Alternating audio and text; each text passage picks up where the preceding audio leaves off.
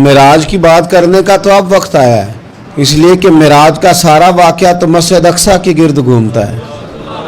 سبحان الذی اسری بعبدہ لیلا من المسجد الحرام الی المسجد الاقصی۔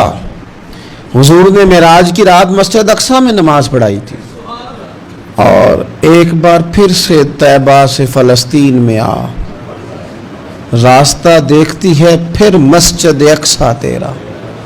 ایک بار حضور گئے تھے مکے سے مسجد اقصی، اور پھر حضور فرماتے ہیں جب میں واپس گیا نا تو کفار نے جو کہ مسجد اقصی دیکھی ہوئی تھی تو مجھ سے پوچھنا شروع کر دیا کہ مسجد اقصی کی کھڑکیاں کتنی ہیں، دروازے کتنے ہیں، پلر کتنے ہیں۔ جب انہوں نے سوال جواب کیے تو حضور فرماتے ہیں کہ رب کریم نے مسجد اقصی کو اٹھا کے میرے سامنے رکھ دیا۔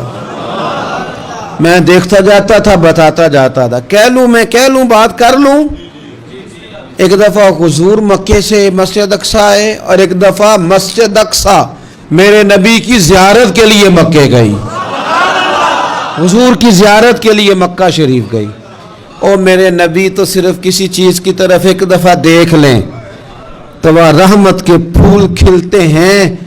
مسجد اقصی کی طرف منہ کر کے 17 مہینے میرے نبی نے نماز پڑھی ہے۔ مسلمانوں پتہ ہی کوئی نہیں، ہماری خبریں ہی اور ہیں، ہمارا درد ہی اور ہے، ہمیں پتہ ہی نہیں بم کہاں برس رہے ہیں، ہمیں یہ خبر ہی نہیں۔ اور میں اس دور میں تقریریں کر رہا ہوں جہاں سوتوں کو جگانا نہیں پڑتا، جاگتوں کو جگانا پڑتا ہے۔ سیانے لوگوں کو سمجھانا ہمارے ذمہ لگ گیا، کیا کریں؟ اس قوم کو سکھانا پڑتا ہے جسے پتہ سارا ہے، لیکن جان بوجھ کے آنکھیں ہماری بند ہیں۔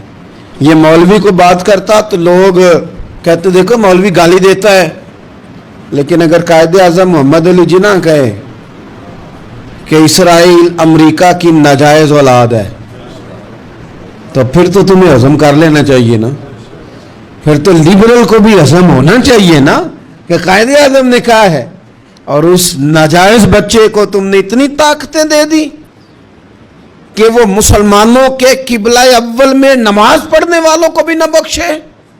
کہاں گئی تمہاری وہ انسانی حقوق کی بڑی بڑی تنظیمیں، کدھر گئی؟ اور میرا پاکستانی میڈیا سے بھی سوال ہے، مسجد اقصی کی توہین ہو گئی تو پھر طوفان کیوں نہیں اٹھا، ٹاک شو کیوں نہیں ہوئے، بحثیں کیوں نہیں ہوئی؟ میں اس موم بتی مافیا کا کیا کروں، ان لبرل لوگوں کا کیا کروں، ان کے سپورٹروں ووٹروں کا کیا کروں، ان سیاسی جماعتوں کے کارکنوں کو کیا نام دوں کہ جو فضول بحثوں میں تو وقت ضائع کرتے ہیں، اور وہ مسجد اقصی جس کے بارے میں میرے نبی پاک صلی اللہ علیہ وسلم سے ایک صحابیہ نے پوچھا تھا، یا رسول اللہ مسجد اقصی میں نماز پڑھنا کتنا کو بہتر ہے باقی نمازوں کے مقابلے میں؟ تو حضور نے فرمایا 1000 گنا بہتر ہے۔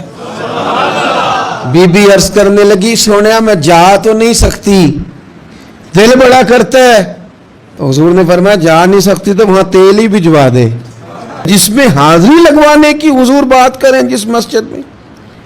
اور نبی پاک علیہ السلام نے فرمایا خاص کر کے سفر کرنا ہوا تو 3 مسجدوں کے لیے کرنا، ایک مسجد حرام بیت اللہ کے لیے، ایک مسجد نبوی کے لیے، اور تیسرا مسجد اقصی کے لیے۔